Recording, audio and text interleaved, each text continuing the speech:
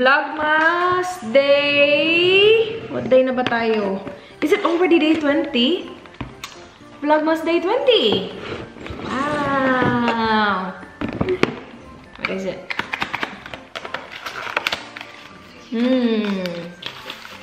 Laki siya, guys. Oops. Meron ako nito. This is the Blackhead Brush Cleanser. Rire. Yan. It's nice. Hindi ko pa nagamit yung akin. So, why do you keep opening? Okay. Hala, bakit ka ganyan? Maybe I'll keep this one. And then, yung other one na meron ako, I'm gonna put on a giveaway pile. But that's day 20.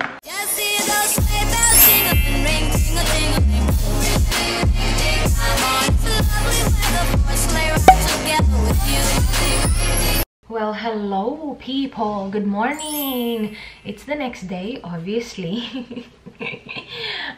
Ilang oras lang yung tulog namin kasi ang tagal namin nakauwi kagabi. But we will go to my friend's baby's first birthday party.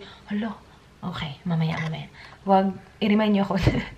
I-remind niyo ako na no-go ka, besh. Yung card para kay Baby Mayta. Wait, makeup muna tayo. I was watching or pinapakinggan ko yung video ni Chinky Tita. Hi, Chinky! Di kami nagkita last time nung umuwi ako dyan. So, hopefully this time.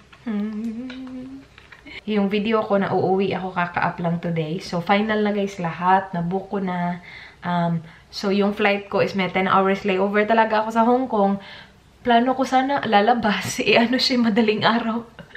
So, sa airport na lang ako. Sabi ni Dan, much better. Kasi yung options is, hindi naman sana kailangan ako mag-Cathay Pacific. Kaya lang, pinili ko yung Cathay para sabay ako sa kasama ko ba. Yung plano ko na lumabasan at mag-explore. Wale. Kasi gabi siya, besh. I-explore ko sa gabi. Night lights. Mag-concealer tayo. Hindi ako magpa-foundation. And update sa aking muka. Yung tinanggal ni Dr. Derma, yung ating mga milia. Natanggal naman siya, guys. And I'm still using the cream na prescribe niya once every 2 days. So, alternate siya. So, I used the cream last night and medyo mahapdi siya dito. So, kapag napunta tayo sa banyo, ipapakita ko sa inyo yung moisturizer na ginamit ko. Kasi yung moisturizer na gamit ko noon, hindi na siya pwede ngayon. Kasi kapag nalapat siya dito sa nose area na nilalagay ko yung cream, sobrang hapdi niya. Nandun pa nga lang yung parang bump, siguro the trauma from, from the needling. Pero wala na dun yung bootleg talaga. Nakuha na kasi yung bootleg. Pero it looks smooth na naman. Sana lang mag-heal na talaga siya completely. Actually, ito nag-heal na siya. Kaya lang medyo bumpy siya ng konti. So, inano ko siya. Parang scratch ko siya gamit yung nail ko ng konti. So, medyo, ayan, nag-red tuloy siya. Wala na naman siya nung bump. Parang yung skin siguro ba, sa tagal na siguro na nakaganon siya, hindi siya like bigla-bigla ang magpa-flat. Kahit na natanggal na yung bootleg, ganun pa din siya. O, diba? Ganyan yung mga description ko, guys. Ganyan yung skin ko, nakaganyan.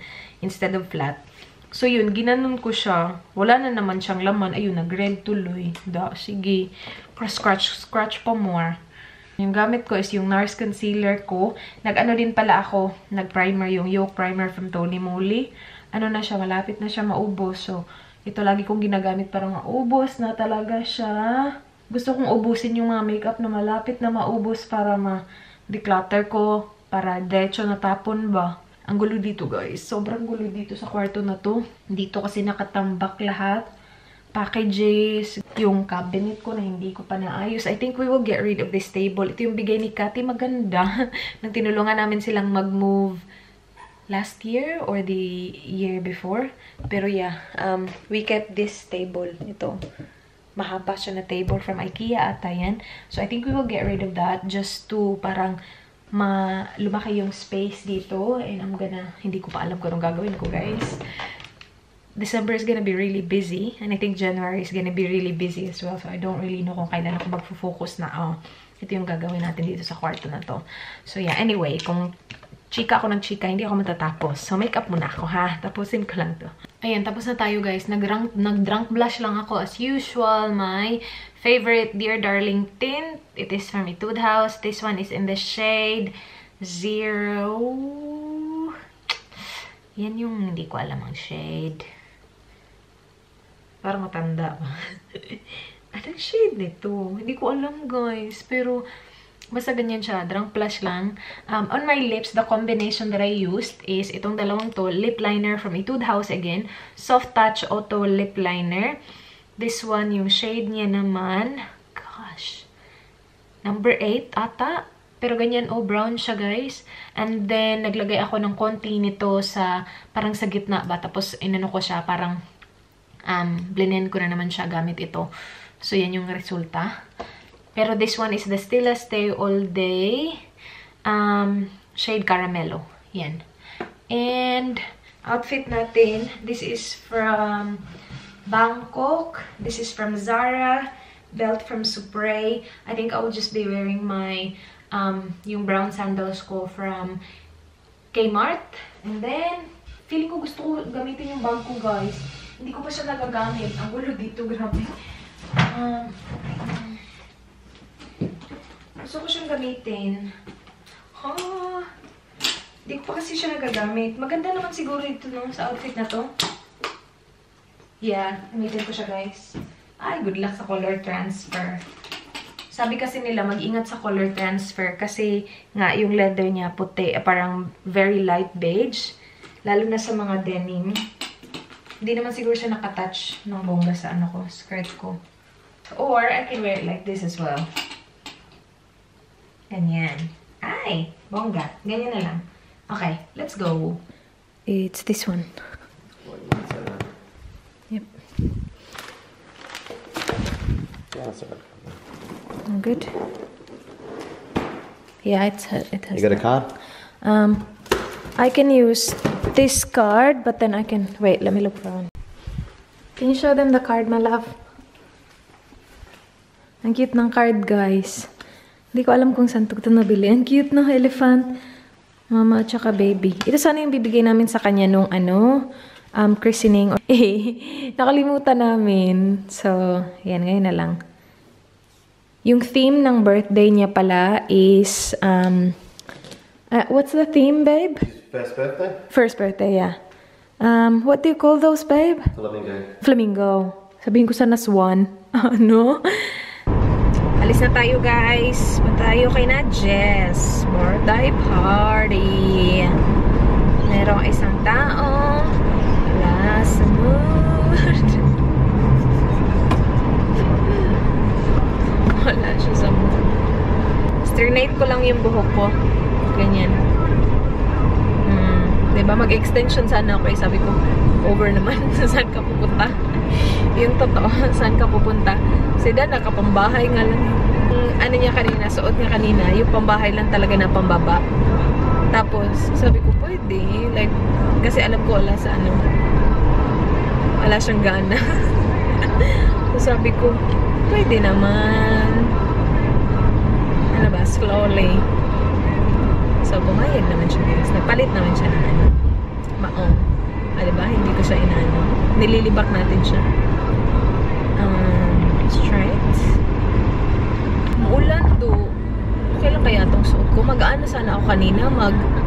Ang tawag dito? Long sleeve. Eh, ano naman, nainitan naman ako sa loob. Para, diba? Parang tanga.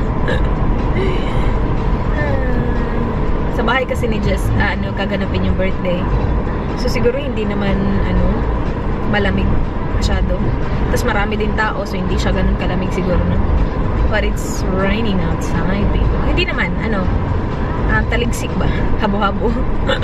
Anong Tagalog nun? Taligsik at habo-habo. Ang hirap na. Ang flamingo, ano na? Dito na kami, guys. Hey! Hey! She's like, Mom, nice and dangerous.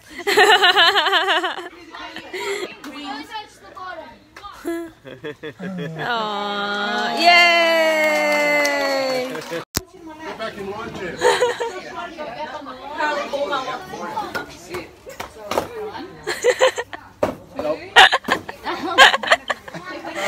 That's it. This is so cute. Meron siya lahat. It's candle wax. Candle wax. Yeah. You should What are you talking about? Cute. Hello. Dito yung favorite ko.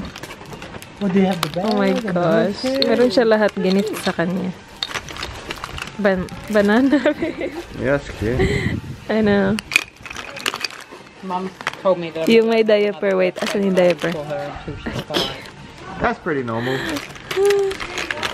Yeah, we still come here. Yeah, we Oh my gosh. Yeah. Flamingo. Pauwi na kami guys. Actually, malapit na kami sa bahay. Yung bahay nila just ang layo. Mga 40 minutes away. Tatawagan naman yung papa niya kasi birthday ng papa niya ngayon. Happy birthday to you.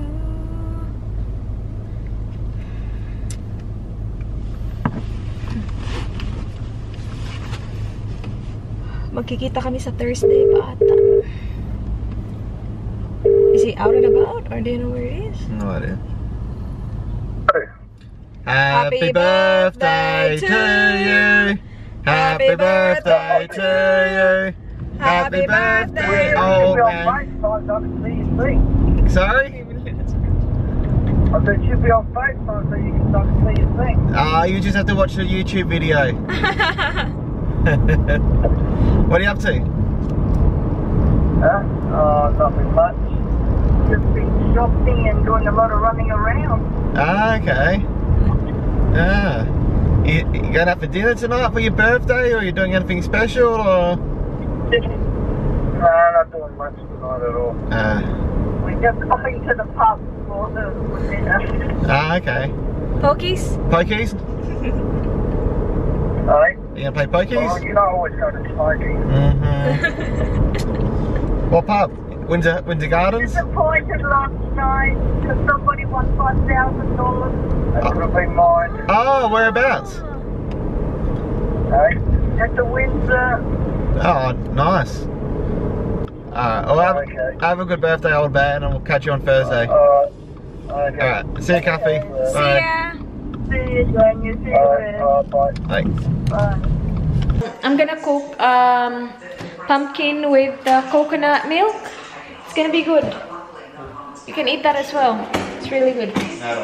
What? Why don't you want it? Is this pork? Yeah, sure. Ito natin. Bakit ayaw niya sa pumpkin? Bakit siya ganyan? Babe, can you check if Miss Universe is on, please? And maybe I'll cook munggo tomorrow, guys. Ito lang yung gagamitin ko, yung pinili namin sa Kohl's kahapon para hindi na ako magkailangan maghintay na matho. Ito yung aking meat. Magluluto ako, guys, ng ginataang kalabasa. So, yung ingredients natin, guys, kalabasa. Naglagay ako ng sitaw. Naglagay ako ng okra. Ito yung mga natira ko na mga veggies nung nagpakbit ako. So, ilalagay ko na lang siya dito din. Meron akong kamatis, meron akong onion, garlic, pork, and then, lalagyan ko din siya nito, bagoong, and meron akong pepper dyan. So, yeah, yung gata natin, hindi ko alam kung nasaan. Hanapin natin yung gata. Asa na yung gata? Asan yun? Yes. Sabi niya, hello, I'm here.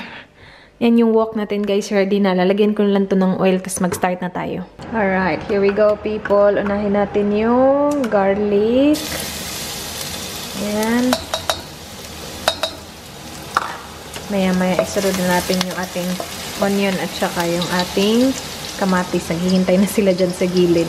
So, niluto ko to once before and masarap siya. Sobrang nasarapan ako sa kanya. So, hindi ko na maalala kung ano yung ginawa ko. Pero I think I have an idea kung ano yung mga uunahin, ganun. Pero, yeah. Lagay ko lang yung onion, guys. And then, once translucent na yan, lagay ko yung kamatis. Tapos yung pork. Half lang to ng kamatis kasi ito na lang yung sobra ko. Pero tama lang naman to kasi yung kamatis nila dito malalaki. So, parang equivalent siya ng maliit na kamatis sa Pilipinas. Nilagay ko na din yung pork, guys. Ganyan na yung itsura niya. Malapit na maluto yung pork. So, lalagyan ko siya ng bagoong.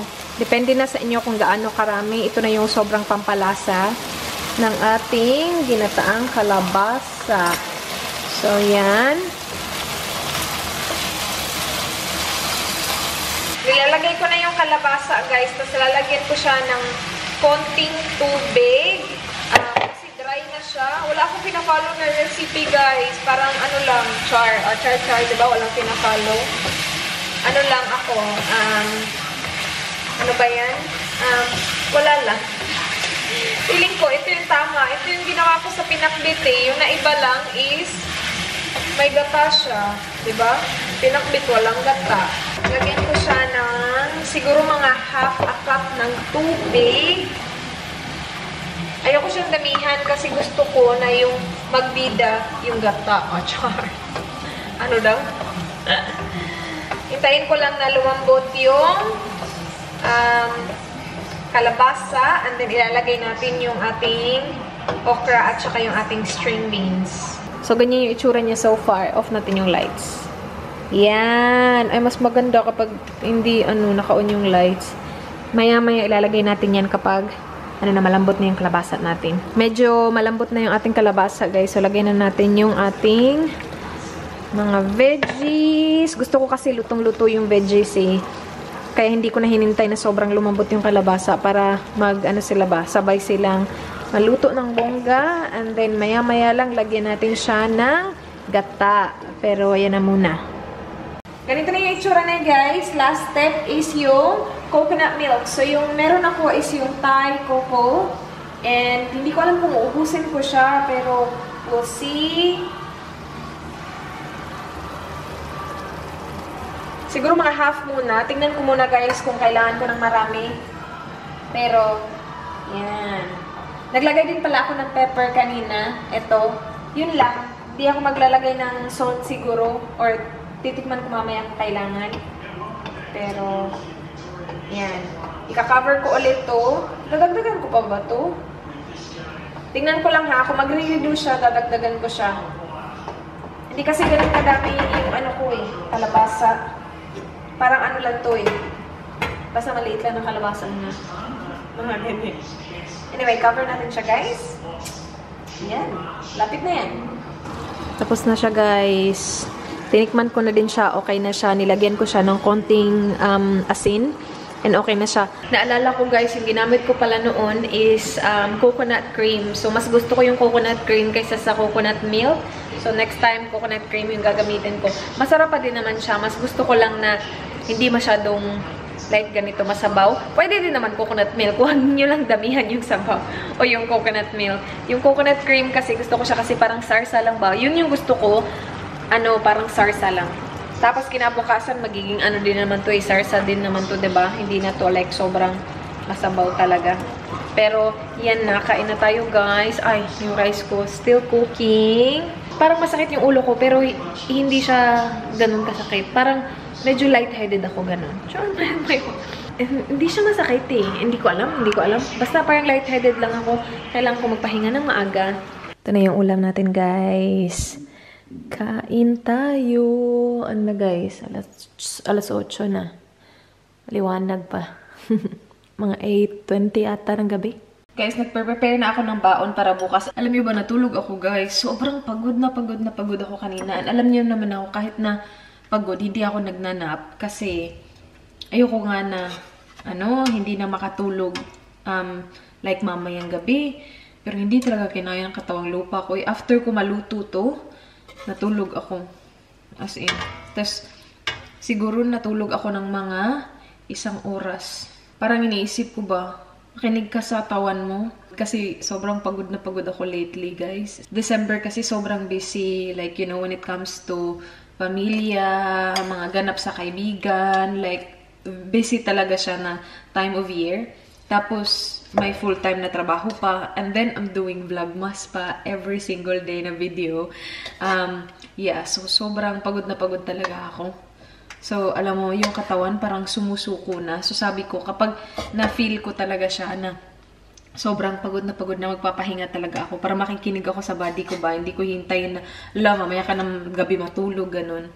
Kumain na siya kanina, nagugas na din ng nilutuan niya. Hindi kasi siya kumain ito, yung kinain niya yung steak. Nagluto siya ng steak ng kanila. Pakita ko sa inyo guys, yung sinasabi ko sa inyo kanina moisturizer na gamit ko. Ito na siya guys.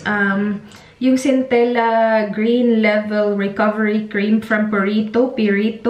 Ito guys, kasi hindi nagpapahapde dito sa area na to yung nilalagyan ko nung prescribed na cream. Ito lang yung very gentle niya guys. Yung gamit ko kasi before this is ito, Derma E Purifying Youth Serum. Pero pinalitan ko na siya nito kasi ito sobrang hapdi niya sa dito. And then yung cleanser ko din, yung brand, ito din Derma E. So papalitan ko yung cleanser ko. Mag-ano lang ako guys, skincare. Tanggalin ko lang yung makeup ko. And then, yun na, yung vlog natin. Sobrang salamat guys for watching. Sana na-enjoy nyo yung video. Please like this video kung na-enjoy nyo. Please subscribe if you haven't already. I hope to see you guys on the next one. Do not forget to be good. Bye. Good night. Mwah.